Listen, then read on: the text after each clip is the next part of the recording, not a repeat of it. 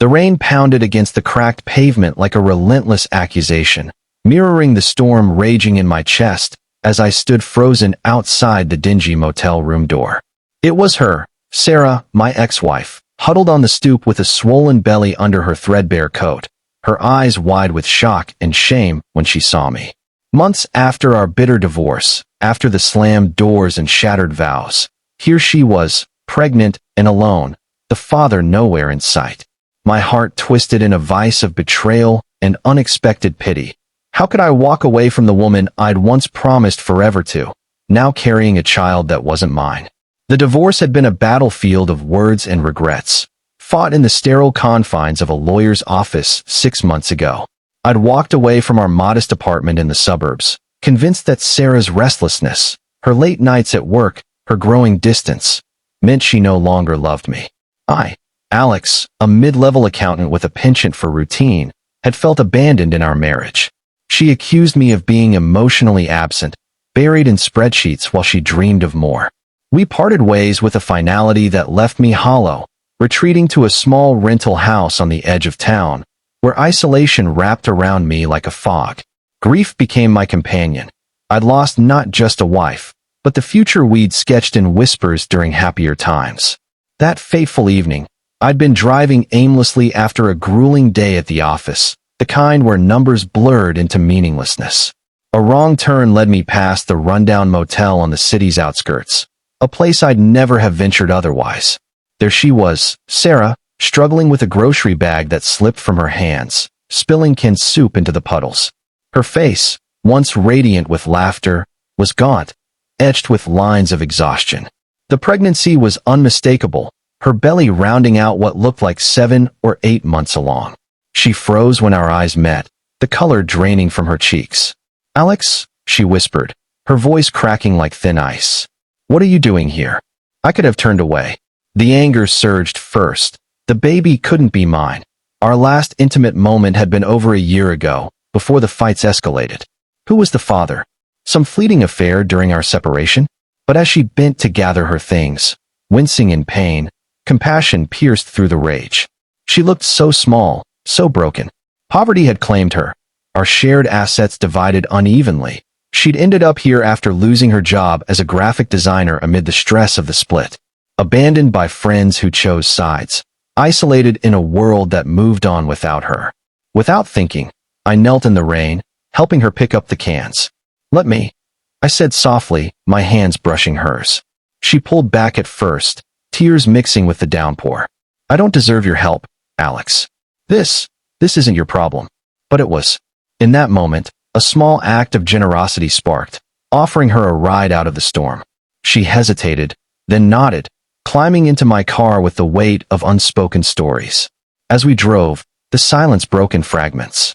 She confessed, the pregnancy was from a brief, regretful rebound with a co-worker who'd vanished when she told him. Alone and terrified, she'd scraped by on odd jobs, but eviction loomed. Grief for our lost marriage mingled with her fear for the unborn child. "I thought I'd handle it," she sobbed. "But I can't. Not like this." I took her to a diner, buying her a hot meal, nothing grand, just soup and sandwiches. It was the first kindness she'd felt in months, she said, her eyes softening. That simple gesture cracked open the walls between us. We talked, not about blame, but about the pain we'd both carried. My own isolation surfaced, nights staring at empty walls, regretting the words I'd never said. As the hours passed, hope flickered. I offered her my spare room, no strings attached. "Just until you're on your feet," I insisted. She accepted, wary but grateful. In the days that followed, our lives intertwined in tentative steps. I helped her with doctor's appointments, navigating the bureaucracy of prenatal care on her limited funds. She cooked simple meals, her presence filling the house with a warmth I'd forgotten. Struggles abounded. Arguments flared over old wounds, her morning sickness testing my patience, the uncertainty of the baby's arrival looming like a shadow. But each act of compassion built a bridge. I forgave her not in a grand declaration, but in quiet moments, holding her hand during an ultrasound, seeing the tiny heartbeat that, somehow, felt like a second chance for us all. Kindness transformed us gradually. Sarah began smiling again, her isolation easing as I introduced her to my small circle of friends.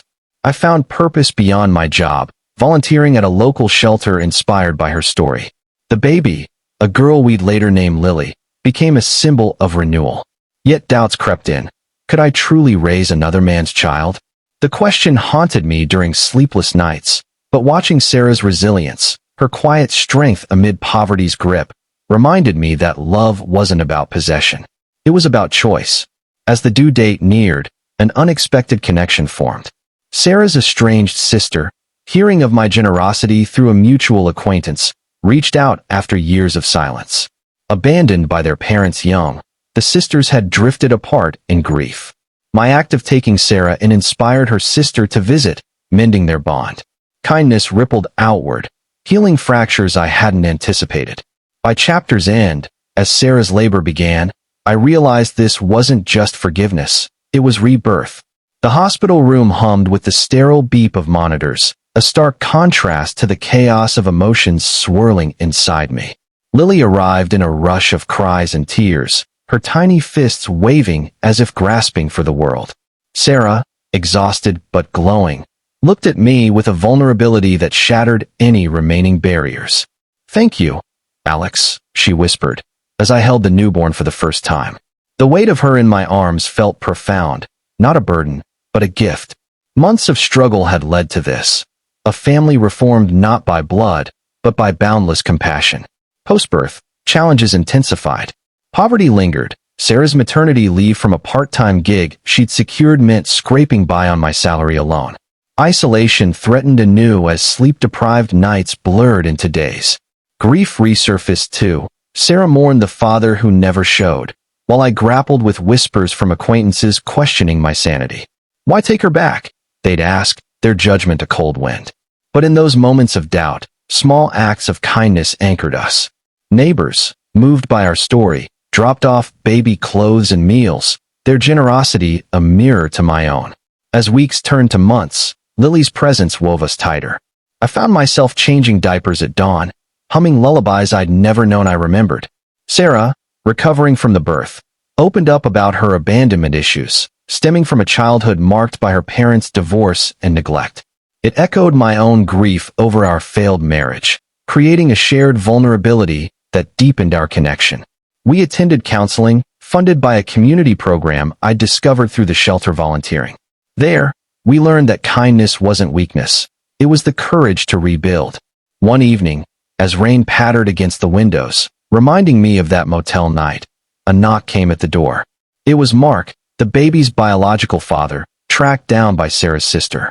He'd been living in denial, drowning in his own isolation after a job loss plunged him into poverty. Seeing Lily, his eyes filled with regret. "I don't deserve to be here," he admitted, echoing Sarah's words from months ago. What followed was the full circle of kindness. Instead of anger, I invited him in. We talked through the night, about responsibility, forgiveness, and second chances. Mark, touched by my unexpected generosity, vowed to support Lily financially, even if from afar. But more profoundly, he shared his story. Orphan young, he'd never known paternal love, leading to his flight. My act inspired him to seek therapy, breaking his cycle of abandonment. In turn, he connected us with a job opportunity for Sarah in graphic design, lifting us from financial strain. Hope bloomed amid the struggles. Lily's first smile, Sarah's laughter returning, my heart expanding to encompass this unconventional family. It all stemmed from that initial compassion. We faced setbacks, a health scare with Lily's jaundice, testing our resilience, societal stares at our blended dynamic. Yet each trial reinforced our bond. Sarah's kindness came full circle when she forgave Mark, modeling empathy for our daughter. I, once rigid and isolated, became a pillar in the community, organizing drives for single parents. As Lily turned 1, we renewed our vows in a simple backyard ceremony, surrounded by friends old and new. Mark attended, a tentative ally. The transformative power of kindness had not only mended our lives, but created a web of connections, proving that one generous act could echo endlessly. In the quiet aftermath, watching Lily toddle toward Sarah, I reflected on how empathy had turned our ashes into light. Love, in its truest form, wasn't about perfection. It was about choosing humanity over hurt, day after day.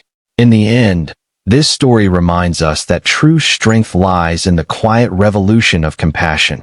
It mends the broken, ignites hope in the darkest corners, and reveals the boundless beauty of our shared humanity, where forgiveness isn't a surrender, but a triumphant embrace of love's infinite possibilities.